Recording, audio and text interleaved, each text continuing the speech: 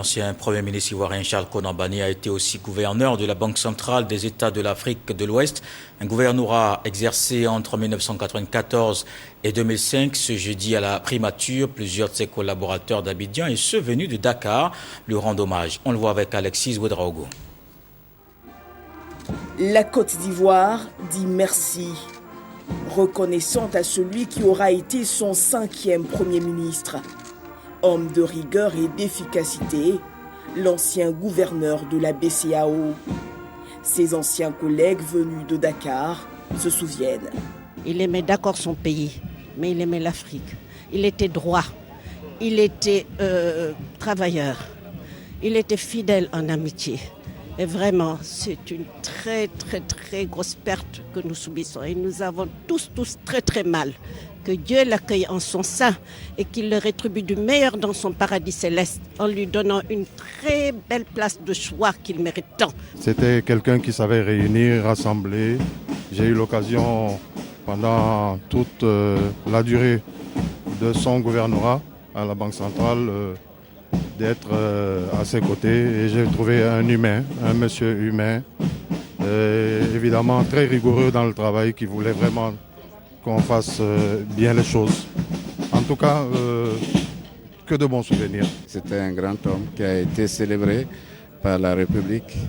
Nous sommes tous en deuil et nous sommes tristes bien sûr pour son départ, mais nous sommes réconfortés par ce qu'il a laissé comme exemple pour tous ceux qui doivent suivre les valeurs qu'il a incarnées. La galerie des premiers ministres à l'entrée de la primature, c'est aussi sa signature, le symbole de sa reconnaissance à tous ceux qui, comme lui, auront servi la nation à ce haut poste. Et les bonnes nouvelles s'enchaînent. La Direction générale des impôts enregistre pour ce 3e trimestre de bons résultats. Les services de la régie ont réalisé un écart positif de 84 milliards de francs CFA. Le séminaire bilan a permis d'évoquer les pistes pour réussir les 3 derniers mois. À fin septembre, 2181 milliards de ressources fiscales collectées. Des détails à la région du Bambo. 743,6 milliards de francs CFA. C'est le total des ressources collectées par la Direction générale des impôts entre juillet et septembre 2021, là où étaient attendus 660,2 milliards de francs CFA selon les prévisions de début d'année. L'administration fiscale réalise ainsi un excédent de 83,4 milliards de francs CFA et un taux de recouvrement de 112%. Des résultats satisfaisants, mais la Direction générale, elle, ne veut pas s'en contenter. Ce n'est pas parce que les chiffres sont bons qu'il n'y a pas du bon travail qui reste à faire.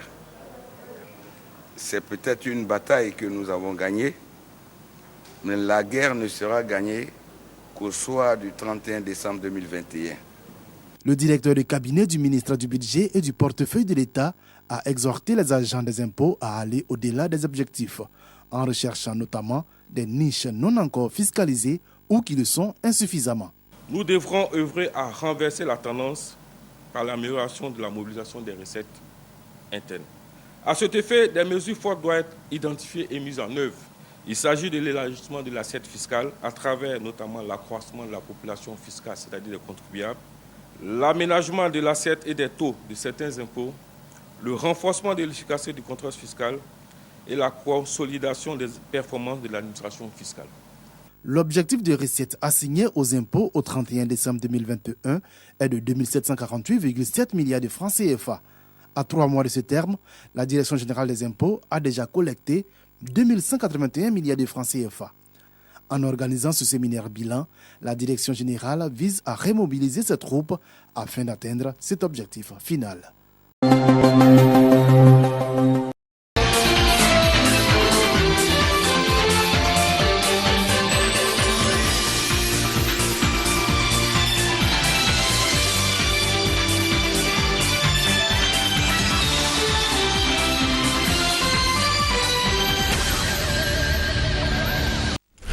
Il y Yaoundé, la capitale camerounaise, a abrité du 4 au 5 octobre dernier les travaux du 3e forum des gouverneurs du bassin du lac Tchad. Un forum qui a eu à évaluer et analyser la situation politique, civile, sécuritaire et humanitaire dans la région du bassin du lac Tchad. C'est le Premier ministre et chef du gouvernement représentant le chef de l'État camerounais qui a présidé l'ouverture des travaux. Envoyés spéciaux Didili Ousmane, Habibou Abdraman. C'est le palais des congrès de Yaoundé qui a accueilli les assises de ce 3e forum dédié aux gouverneurs du bassin du lac Tchad. Ont répondu oui à ce rendez-vous le gouverneur de la région de Difa au Niger, les gouverneurs du lac Tchad et de Hajar Lamis au Tchad, celui de Bornou au Nigeria et ceux du nord et de l'extrême nord du Cameroun. Les participants aux travaux de la rencontre de Yaoundé ont procédé à une évaluation approfondie de la situation humanitaire avant d'examiner de fond en comble les différents progrès réalisés dans la mise en œuvre des interventions dans les territoires concernés par la question sécuritaire. Ils ont également suivi une présentation détaillée des leçons apprises en matière de renforcement et de la coordination civilo-militaire.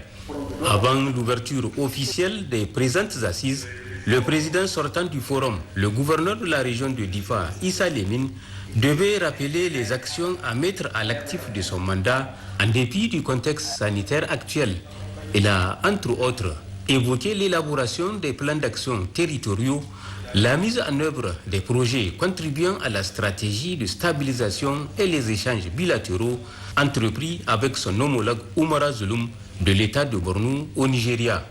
Au cours de nos visites réciproques à Maïdougouri et à Difa, c'est dans une optique de synergie d'action, nous avons pu travailler sur des sujets relatifs à des dossiers importants, se rapportant à la vie de nos populations et entreprendre des actions essentielles de protection, de reconstruction, d'assistance et voire même de retour volontaire des populations dans leur terroir d'origine lorsque les conditions sont réunies.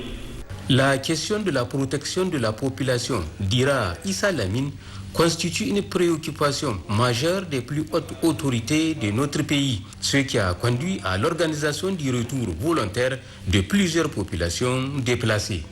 Dans ma région, à Difa, nous avons engagé depuis le 20 juin 2021 et sous l'impulsion de son Excellence M. Mohamed Bazoum, président de la République du Niger, chef de l'État, le retour volontaire des populations déplacées internes dans leur village d'origine, là où les conditions les permettent. De nombreuses d'autres personnalités, et non des moindres, se sont succédées à la tribune de ce forum. Dans leur majorité, ont réitéré le soutien et l'engagement de leurs institutions dans la mise en œuvre effective de la stratégie régionale de stabilisation et du développement des régions du bassin du lac Tchad. S'en est ensuite suivi l'intervention du représentant spécial du président camerounais, Paul Biya, le premier ministre chef du gouvernement, pour lancer officiellement les travaux. Je voudrais ainsi saluer l'engagement de tous les intervenants au niveau stratégique et technique, dont l'action inlassable permet de définir les contours d'un environnement cible. Il est important que la réflexion soit en adéquation avec la vision des plus hautes autorités de la Commission du bassin de lac Tchad au sein de toutes les instances auxquelles elle participe. Plusieurs thématiques ont été développées peu après le cérémonial d'ouverture. Elles ont pour nom les progrès accomplis dans la mise en œuvre de la stratégie régionale de stabilisation et la contribution des organisations de la société civile.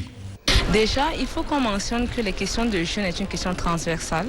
Et aussi, comme on sait tout le monde, les jeunes font partie de la majorité. La population du bassin du lac Tchad varie beaucoup entre 18 et 35 ans. Et déjà, ceux qui prennent les armes sont des jeunes.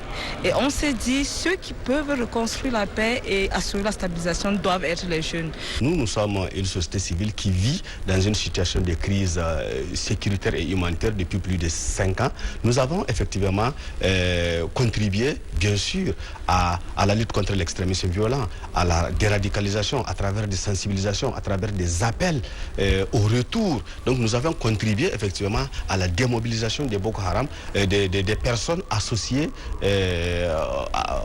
au groupe extrémiste, mais aussi à la réintégration. Intervient après le ministre camerounais de l'économie, de la planification et de l'aménagement du territoire, Lamine Ousmane, mandaté par le Premier ministre Dione pour présider la cérémonie de clôture. Mais avant son intervention, le président sortant du forum, le gouverneur Issa Lemine, a passé le témoin au président entrant, le gouverneur de l'extrême nord du Cameroun, Mijinyawa Bakari.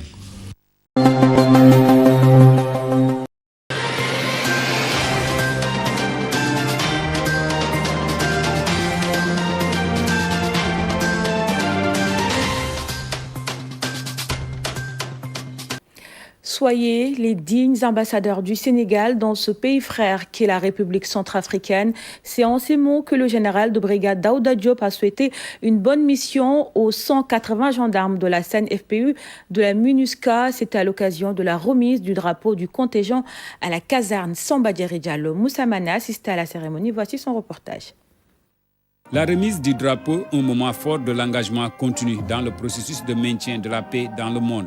Au nombre de 180 gendarmes, dont 8 personnels féminins, ce contingent de la CNFPU 2-3 de la MINUSCA est commandé par le lieutenant-colonel Mamadou Diatta. Officiers et sous-officiers de la CNFPU 2, ayez toujours à l'esprit les idéaux de la gendarmerie et les valeurs que symbolise le drapeau qui vient d'être remis à votre commandant de contingent.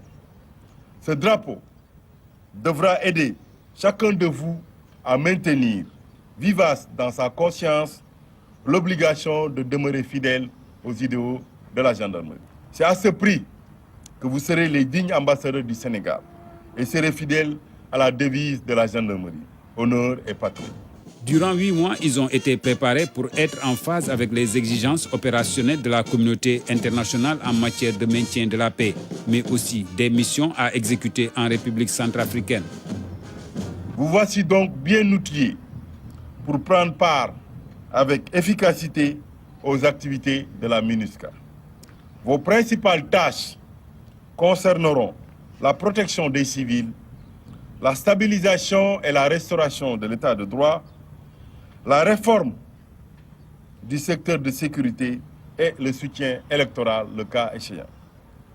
Vous pouvez être appelés aussi à participer à la formation des policiers et gendarmes centrafricains au maintien de l'ordre. Le contexte sécuritaire en RCA est particulier. Dans un rapport publié en août dernier, les Nations Unies évoquaient de graves violations des droits de l'homme et du droit international humanitaire entre juillet 2020 et juin 2021. Dignes héritiers des contingents précédents, ils doivent être à la hauteur de la mission. Il faudra, en toutes circonstances, dans l'exécution de toutes ces missions, se conformer aux différents textes onusiens qui régissent votre engagement dans ce théâtre extérieur. Que vos actions soient toujours respectueuses des droits de l'homme et du mandat de la mission. Le haut commandement attend de vous l'exemplarité. L'efficacité de l'unité dans l'exécution de la mission ne peut se faire que dans la détermination et l'engagement qui caractérisent la gendarmerie nationale.